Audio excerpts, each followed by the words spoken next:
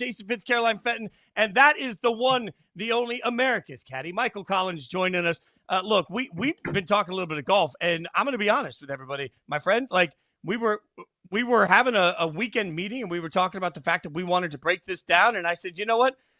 I need to call Michael Collins. I'm just going to see if he'll come on the show and give me everything I need to know. So thank you for your time early coming off of it. Let's just start with the very basic. Like Tommy Fleetwood won yesterday. The world was reacting to it. What did you see when you saw this? What did it mean to you to see Fleetwood finally break through? Everything, because all of us there, and I was at the tournament Wednesday and Thursday. And Wednesday night, people were asking me at an event, hey, who do you like this week? And I was like, well, Scottie Scheffler is obviously like Thanos, and he's got the glove with all the Infinity Stones. But I don't think Tommy Fleetwood's done playing good golf right now, because we see ebbs and flows with guys. So when he got into contention, I got a lot of text messages like, yo, you were calling. And then, of course, it's the same thing where you think, oh, please, Tommy, like, seriously, you're going to do this again to us, aren't you? Like, you're going to give us that hope, and then you're going to break our heart, because that's been his MO. So when he was in that position, like starting the back nine, you started thinking to yourself, like, oh, bruh, why? Like, number one, I'm American, and I'm going to be at the Ryder Cup in a month. So why am I feeling like I'm holding my breath for this guy who's going to be against our team in a month? But it's because of who Tommy is. He's such a good dude. His caddy had open heart surgery last year. They've been together since Tommy was a pro, like forever. So you get two guys like that, and you think to yourself, man, how am I not rooting for this dude? And you are. You find yourself rooting because you want the good guys to win. But after a while, you're like, oh, for real? And remember earlier this year, Cam Young was in the same position. Remember Greensboro? Except at least in Greensboro, like when Cam Young got it done, it was basically a victory march by the time he got to the back nine, because he beat everybody so bad. But Tommy, had to be a little drama. And this is proof positive. What does it tell you that LeBron James is tweeting about the Tour Championship during the Tour Championship? When he started off, it feels like today's Tommy's day.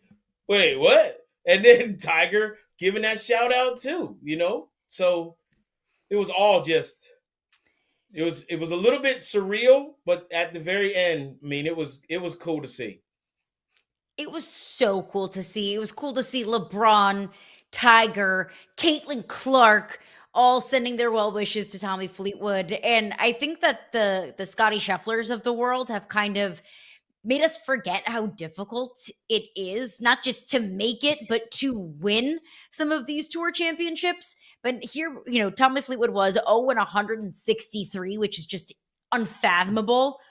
What does that say about him and his preparation, his mental toughness, his dedication to come out and now be 1-163? Well, we have to remember that he won a bunch on the European Tour, on the DP World Tour. So it's not like this was his first win ever. And that you hit the nail on the head. We are spoiled. We're spoiled because of what Scottie Scheffler is doing, and because what we have lived through and watched Tiger Woods do. But here's the thing to remember. Like, you go, oh, Tommy Fleetwood now 1-164. Like, thank goodness. Do you know the list of PGA Tour pros that have never won a PGA Tour event ever? Like, it would go from the East Coast to the West Coast if you just stretched it out on I-10, right? Like, so just because you make it on the PGA Tour and you're good and ranked high does not guarantee that you're going to win. That's how hard it is to do. Especially, guys say it's the hardest to get your first one. And then when guys get their first win, man, that second win was even harder, because I felt like I better validate this to show everybody that this wasn't a fluke. Now, I don't think that's the case with Tommy Fleetwood, but watching him get it across the finish line made me feel so good. And it's a twofold reason why. And I mentioned it a little bit earlier. Now that he has crossed the finish line, the one thing that happens after getting a win, the adrenaline crash, it is real, especially for someone like Tommy who has so many times gone so hard and put himself in that position so many times. Now he's going to experience something that he's never experienced before, at least from a PGA Tour perspective. And now, like, see him holding that trophy. First off, your first win is the FedEx Cup. 10 million. Here you go. 10 mil, bruh. I mean, if you're going to win one, that's a pretty good first one to win. But here's what makes me feel good. That adrenaline crash that's going to happen, man, don't think that won't last a little while. And the thought that maybe now, once you take that deep breath and go like this to reset and be ready for the Ryder Cup, that might actually be helpful to our team in the fact that now Scottie's going to have that adrenaline crash. Wait, you're blowing my mind here because literally, Michael, I was about to ask you, like, hey, getting the monkey off his back, does that help him moving forward? Like, he no longer feels that same weight. You're telling me it's the opposite, though. Like, hey, you won, and now all of a sudden you got to navigate that? Like, that's stunning to me. Why? Fitzy, think about this, man. What happened to Rory after he won the Masters? Everybody was like, yo, monkey's off his back.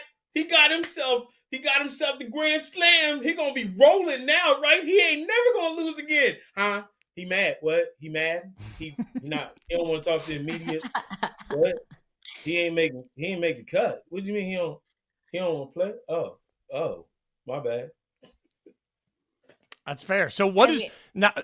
I mean, we got to talk to you about Scottie though, like because coming into this thing, our conversation last week is Scottie the most dominant of any person in his sport? Is he dominating more than anybody else? So now he didn't win this tournament. Oh my God, who knew? How do we put his season into perspective then, knowing how it's now ended?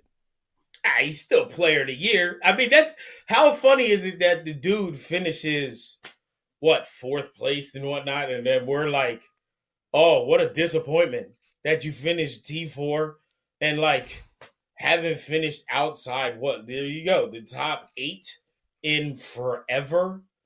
The one thing I will say about Scottie, this is the most frustrating emotion that we've seen from him all year.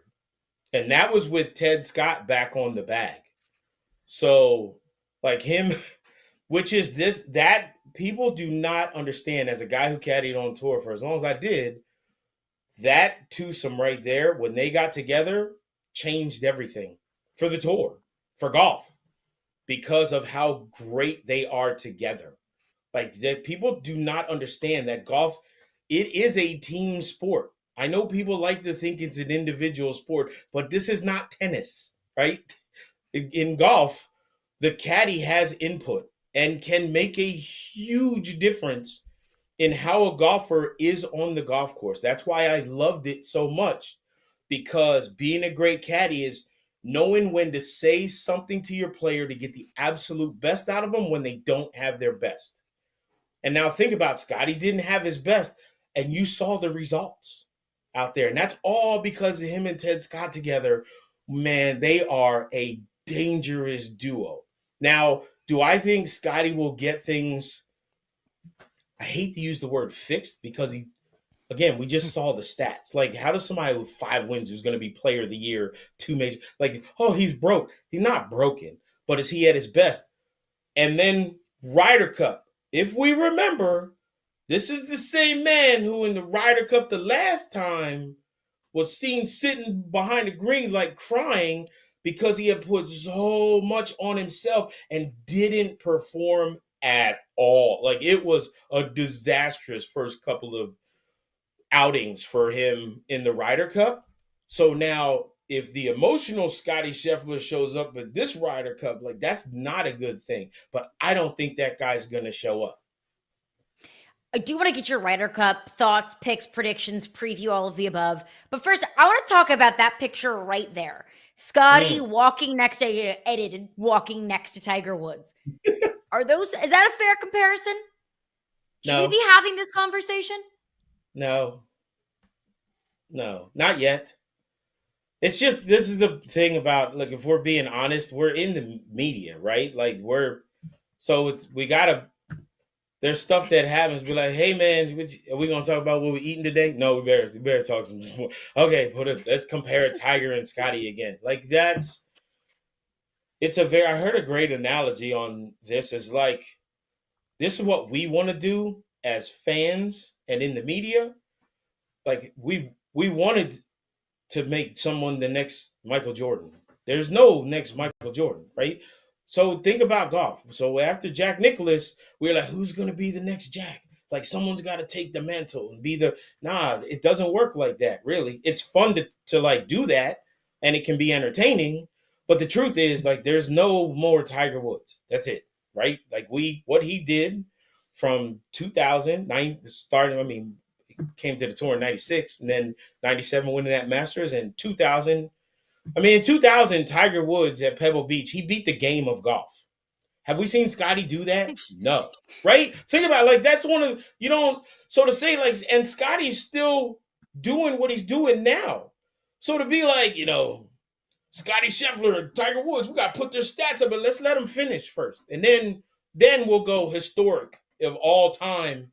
Now we'll put the two of them up against one another and see whose numbers look right. But then, like, when you take errors, like, okay, so we'll go a whole way back to Nicklaus. Think of all the Hall of Famers that Nicklaus played against, and now all the Hall of Famers that Tiger played against. And now how many Hall of Famers is Scottie playing against? I don't know. Do you?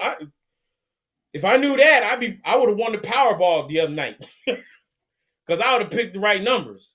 So it's fun to like do stuff like that, but is it a fair comparison necessarily? No, not really. It's fun to watch, and what's cool about what Scottie's doing is think about all of the guys who had runs. Go way back. Start with Jordan Spieth. Remember Jordan Spieth in 2015 when everybody looked at him and was like, yo, Jordan is the next one.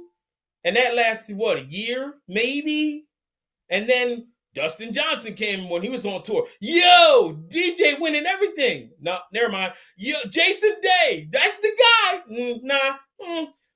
What about Brooks Koepka? Word, never mind. So golf has ebbs and flows except for what Tiger did. And now it's cool to see Scottie, his ebb and flow is lasting so much longer than everybody else's. That's why we want to make these comparisons, because we're like, yeah, we ain't seen nobody do this since Tiger. All right, do it again next year. You have been consistent about that, my friend, all the times I've ever talked to you. Let me talk to you about the Ryder Cup for a second here, okay? Haven't had a captain that played since 1963, Arnold Palmer. Should we this year? And we'll stop right there. In 1963, was the Ryder Cup a competition or an exhibition? Because it was only Great Britain and Ireland that was involved in that. So when you go back, you be like, Arnold Palmer was the last one to do it. Come on, man. That was not the same. That was the Ryder Cup when the sports people were like, see? He really knocked the Sally out of that one. Hey. That's ridiculous. That drives me crazy. Pretty spot on, actually. Yeah, he could be like, he'll be that guy. Get out of here. We're going to cut that and use that every time that we talk about golf from now on. Anytime we have a bad day.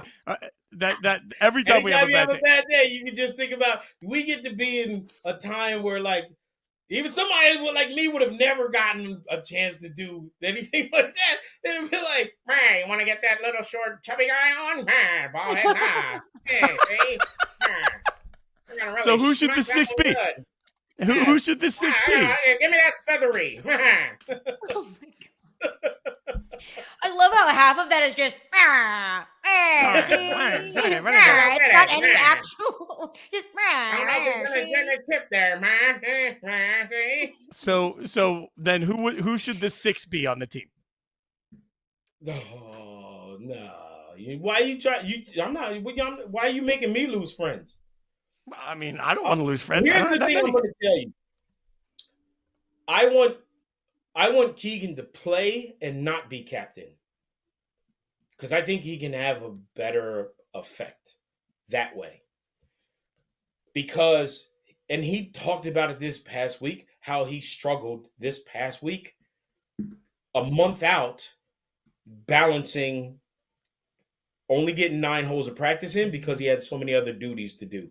What does that tell you? Now, the caveat to that is, can we win, the U.S. beat Europe if he doesn't play? The answer is yes, we can. We have the players and the team to do that. So, that being said, in Bethpage, is there, you tell me, I'll put this on both of y'all. You tell me, what player can bring inside the ropes, hitting shots, the energy and enthusiasm that Keegan Bradley will be able to bring? And if the answer is there's no one who could do what Keegan can do on the golf course, then you have your answer on should he be on the team or should he be captain. The thing that needs to happen, and this is on the PGA of America, they need to go to him, and they may have already done it. I don't know, And I saw Keegan, but we don't talk business like that. The PGA of America should go to Keegan Bradley and go, "Hey man, look, nobody knew you was going to tear the course up like you've been tearing it up. So if you step away from being the captain, we're going to give you a captaincy later." Give him the guarantee that he will be a Ryder Cup captain in the future if he steps away. And that makes it a little bit easier, because the way that they picked him, nobody saw coming, was so out the blue. So you're saying that he's going to feel confident and comfortable if they were like, "Yeah, man, if you play, that's cool. Don't worry about it, And then just leave it hanging. Hey, man, what I mean? Like, do I get to be captain again? Because it's not coming back to Bethpage in a minute.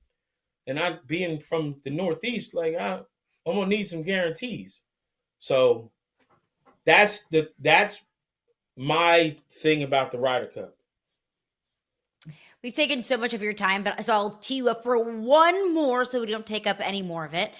This is a question coming from some of our favorite viewers of the Yahoo Sports Daily program, our friends Mark and Pam Goldfarb. Their question for you: with the new PGA Tour committee chaired by Tiger Woods, what changes could we expect to the competition model? There's some, oh man, that's a great question. And I don't know, but I can tell you that I'm optimistically nervous, I guess would be the best word for it. So here's the thing. Tiger is the greatest golfer we've ever seen, and he's made more money than any other golfer in, like, this dude is the top of the top of the top, right? So let's put it into football terms, right? And we'll use, and as you can probably see behind, I'm a huge Eagles fan, but I'll put it into the GOAT, Tom Brady, right? I'm gonna get deep. Tom Brady is awesome, amazing, everything he's accomplished. Do you want him deciding what's best for all of the NFL players, right? If you remember back when the split originally happened and there was a panic on the PGA Tour because they were losing guys to LIV and the PIF, which they're still not joined, like there's still not that deal, right? I had a guy who ended up going over to LIV. In the very beginning, he goes, "Michael, pay very attention not to the guys at the top, but pay attention to the guys from 50, 75 down to 100. Because those are the dudes that feel like they're being ignored, right?" And so what do we have now on the PGA Tour? Only the top 70 make the playoffs. We got a new guy coming in as CEO who I love, Brian Rolapp. Would spend a bunch of time hanging out, chatting with him. He's a good dude. Same with PGA Tour Commissioner Jay Monahan. Good dude. I would not want to be in their position. And here's why. You come out and you say, Tiger Woods is going to run stuff. Okay, cool. When they had that meeting in Baltimore, if the dude that was 120th on the money list would have walked in and been like, "Hey, I'm here for the meeting," they would have been like, "Yeah, let me get 2 creams and a sugar." Be like, "Bro, I'm not. Do you think I'm here to get you coffee?" So the danger is if you only focus on the top guys up there and you ignore the middle and the bottom guys, you're going to lose them, right? The reason that Cinderella is a great story is because she got to go to the dance. So if Cinderella can't get a chance to go to the dance, like I know when the guys are at the top, they're like, this is awesome. We need to stay up here. I need to get my bag. I need to do my thing and make sure I got to take care of me. Cool. That's fine. But what happens when those dudes fall off and something like my mom at the beginning of in the fall and the beginning of the season, I can't tell you how many times I would get text messages and calls. Man, hey, I tried to watch golf on TV. I didn't recognize any of the names. This is the problem. When you only take care of the dudes at the top and you say, oh, we need to see them play against each other more often. Well, at some point, they're going to hit 45, 50 years old, and they're only going to be able to hit it 265 yards. Like, they're not going to be able to compete against these young guys. But no one took the time to cultivate the younger dudes. So who wants to watch dudes you ain't never heard of before? Because nobody wants to tell their stories. And the guys at the top are like, yo, we need to make sure we stay here and get as much money as we can. No, that's not what the point of the tour is. The point of the tour is to cultivate a culture of next man up. It's like next man up in football. But you got to have opportunities to do that. So if you keep cutting opportunities, then a guy like, people forget, like Ricky Fowler is a perfect example. Ricky Fowler went to Q school. That's how he got his PGA Tour card. It wasn't he went through the Corn Ferry and y'all just play better. Nah, he went on a route that wasn't, for a long time, wasn't even available. It's now back available again, thank goodness. But sometimes you got to look back and go, hey, to really get names, I just want the opportunities out there, right? Because how many times have we got, I mean, we all, even in this business, we're like, man, I wonder what happened to so-and-so. They was the dude. Or they were amazing in this spot. Like, man, that woman was I can't believe how they not on TV, had their own show and stuff. We all know people like that, but if you don't get that opportunity, so this is what I'm afraid of. And I love the fact that Tiger's part of the committee. I'm nervous about the fact that he's going to be running the whole thing, so like just because I'm optimistically hopeful that I want, but I also, is it easy to be empathetic to somebody? Like, if I got $30 million, a bag of cash, and I'm standing in front of a private jet, you think I'm really going to be like, hey, we need to worry about the janitor and the dude that cleaned my plane? Like, how, if I've never experienced anything like that, how am I going to be empathetic to that? And yet, you are so right. This is what we're asking. You're asking for something that someone has maybe never experienced before. And that's a hard thing to do. I'm not saying it's not possible. I'm not saying that you can't do that. All I'm saying is it's very difficult, and you better have really good people around you who are not afraid to say, no, we're not. That's not okay. You are one of the really good people around us, my friend. I appreciate you hanging out with us. Follow Maddie and the Caddie. Check out the podcast, of course, and the show, and then follow him at ESPN Caddie. Love you, brother. Thank you so much, Michael. Well, I have one favor. What? I have a favor. I got a new show on YouTube. After y'all are done, YouTube, LOL Network, is called The Caddie and the Kid. It's me and Ken Griffey Jr. We take bucket list trips and get stupid. Yeah, so go check out episode 2. Just dropped this on last Thursday, so we're really excited about it, man. It's a lot of fun. The Caddie and the Kid. Awesome. I'll check it out. Everybody else should. My friend, thank you so much for hanging out with us. We appreciate it. Michael Collins hanging out with us.